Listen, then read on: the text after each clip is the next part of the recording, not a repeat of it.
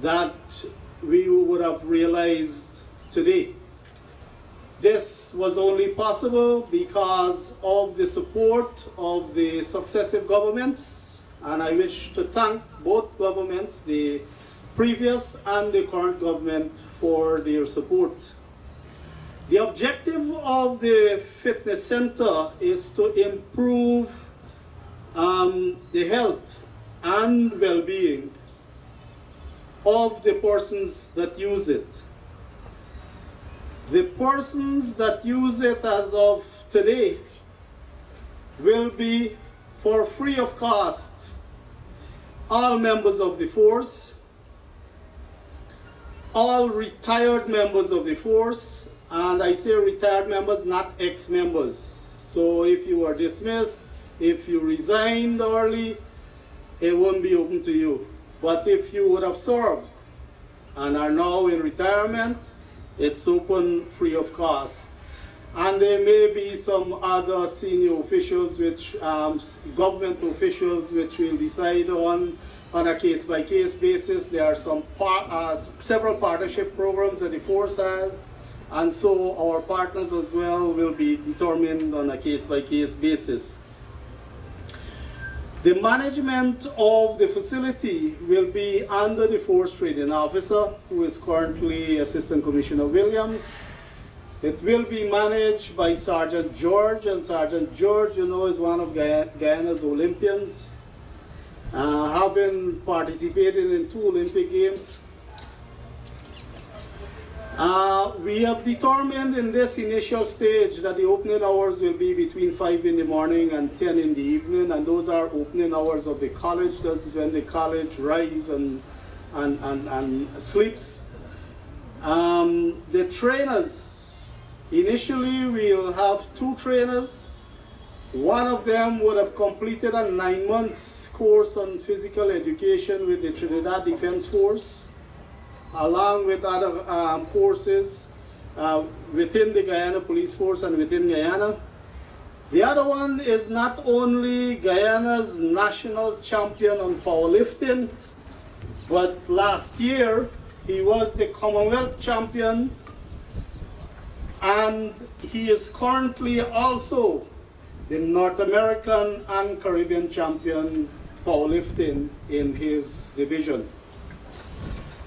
I wish to close by just miss one, that the facility will have a professional servicing the equipment on a monthly basis, and that is to ensure that they are cared for and that the facility is sustained. In closing, I wish to, like ACA, recognize the efforts of Assistant Commissioner Happy, who, since the decision was taken, put all his energies in efforts into this from then until today when it's realized.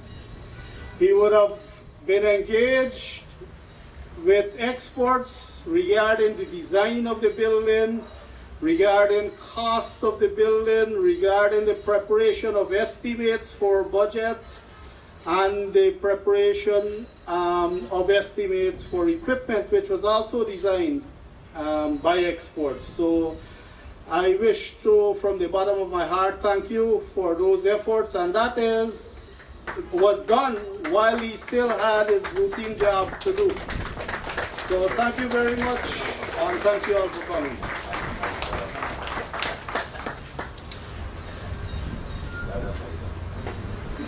Well said, Commissioner, and thank you very much. I am sure not only being informative, but you did highlight the fact that the health of members of the force is quite paramount, particularly in these challenging times with increasing demands made on the human resource of the force. At this point in time, we have a gentleman amongst us who, based on my little knowledge of the gentleman, he is someone I would refer to as a fitness enthusiast himself.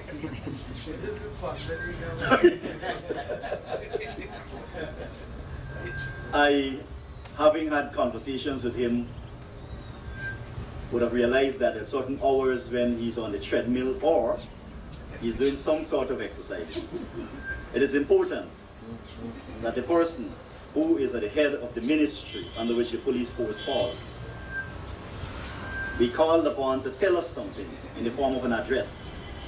And I understand the Honourable Minister is also discharging the duties of the Prime Minister. So please let me acknowledge that, sir. Welcome you to the podium, and I understand before you would have finished your presentation, there is an important donation to be made, which you will disclose.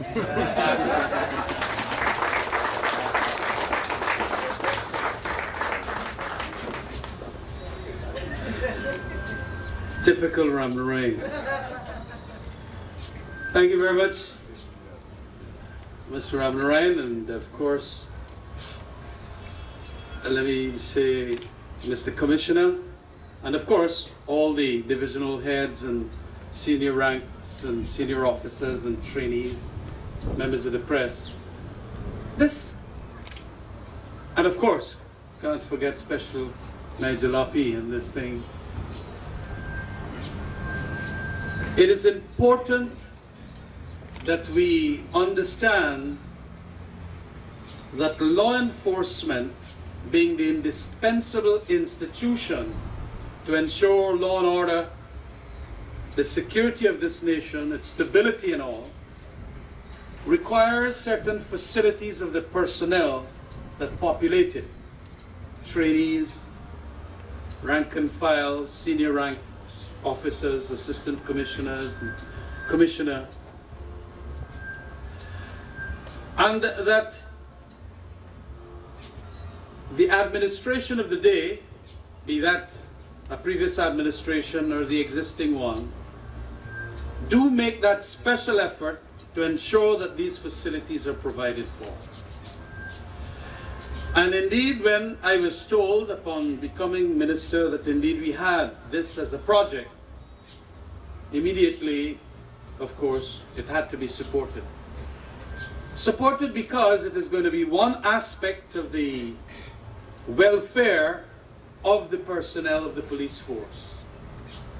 And that is ensuring that policemen do their, apart from the drills and all of that, ensure that they do their training at a gym that could keep them fit, so that when called upon to take action, even if it is chasing down in hot pursuit a criminal or a suspect, or being able to stand up to someone arguing drunkenly in the street, they are fit enough to do that by virtue of the activities they would have been doing in a gym. And I want to say that more and more, the facilities that are going to be offered to members of the police force are going to be expanded, because we feel that indeed, for the happiness of this country and its countrymen, we require very good, competent, healthy, fit policemen. I mean, this is no criticism of those who might be as plumb looking as I am, but it is important that we all understand the need for a police force that is going to execute its functions, that it be fit. I thus want to thank those who organized this for a period of since 2014, and all those who administer it right up to this completion moment, if I may say, that is its inauguration, its opening.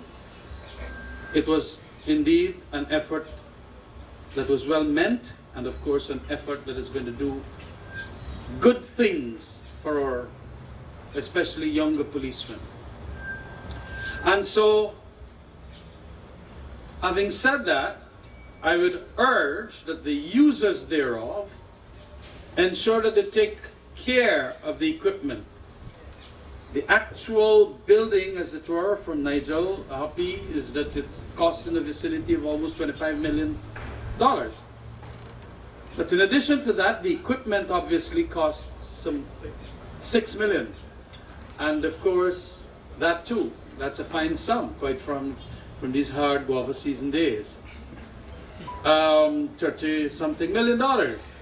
And so it is especially important, beautiful building as it is going to add some decorum to the other buildings around, being centrally located too, to the beauty of the surroundings.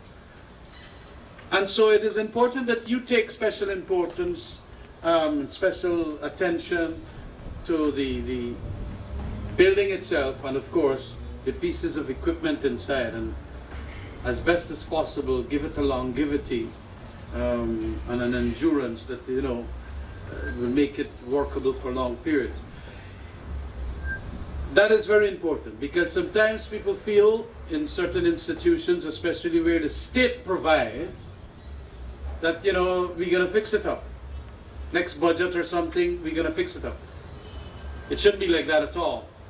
We should care for it as if it belongs to us personally. And in a way, it does belong to members of the police force and the users thereof.